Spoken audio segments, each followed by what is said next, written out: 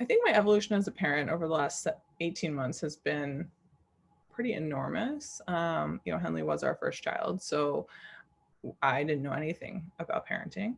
Um, I didn't know, it's like when you're getting ready for your first kid, you do a lot of like imagining of what it's going to be like, or like how you might handle a difficult scenario, or like what if there's a problem with breastfeeding or something like that. I have a lot of friends who have children or who are around Henley's age or like a little older. So like I'm at that age where people are starting to have kids. None of them, their kids have had any kind of like medical issues. So it wasn't even on like my radar that it was even like really a possibility.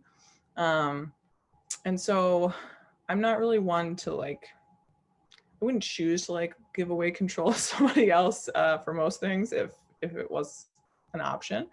Um, and I think also like being postpartum is a whole other, like, to manage the stuff while you're postpartum is like pretty, adds a different layer to it, because never mind like other postpartum issues you can have, right? If you already have like postpartum depression or anxiety or other things like that. I was already sleep deprived. I already felt like you just don't feel well when you're postpartum, like nothing's in the right place. Like, I'm like sort of still pumping, but like it's not really working. So like my boobs hurt and like I'm getting all these infections. Like it's a mess.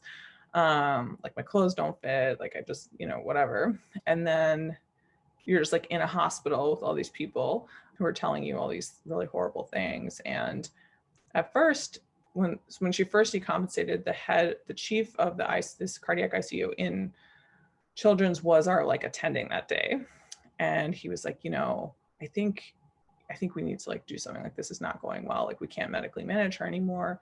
And I was like, I think you have the wrong chart. Like, I think, it's not like that's not what's happening to us. That's like not our story. So here I am arguing with this guy who's like, this world famous like cardiologist. I'm like, I think you have the wrong chart. I'm so sorry, like for your misunderstanding. And the way I experienced it was just obviously like not how it actually happened, because I thought she was fine and then she wasn't. But I'm sure throughout that time people were not saying that she was fine. So I think I've gone a lot from like denial and like resistance to acceptance and optimization, which is not something I haven't like arrived at that yet, but I feel like that's sort of what I imagine it to be working on over time. Because at first I was very much like against all these things and these people, and I like didn't like them, and they were telling me all these things I didn't like that I didn't think were true. But at some point, right, it's like your kid's going into surgery, and so you kind of have to wake up and figure out how you're going to manage that reality of your life, which I haven't done that successfully yet, but that's sort of my idea of like, how do I integrate all of this in a way that is mostly manageable to the extent that's possible, or like manageable over time, where like I'm not upset about, or like I'm not being woken up in the middle of the night by these like memories of various things that happened in the hospital. And I don't quite know how to do that. I mean, that's what I'm sort of working on, but I feel like I've come to more of a place of being like, this is our life, and like I'm going to be grateful for the things that we have. And she is doing well, and like I can't spend my time being like why or being mad about it, when it's like that's not going to be helpful to her anyway.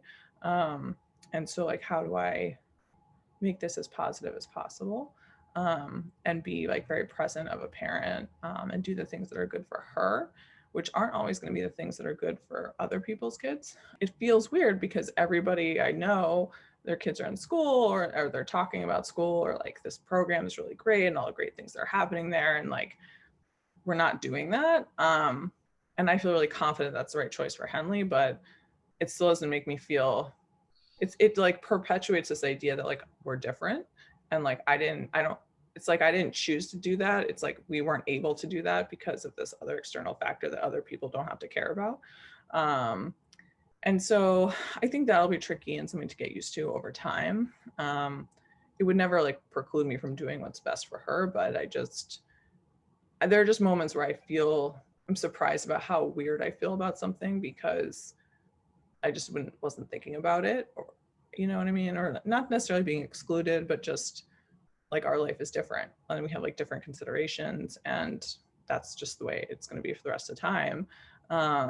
And just getting used to that, I guess. But yeah, I mean, at first it was not I was pretty mad about everything, I would have to say. And now I'm kind of at a place where it just is. And like, how do we make that as good as possible?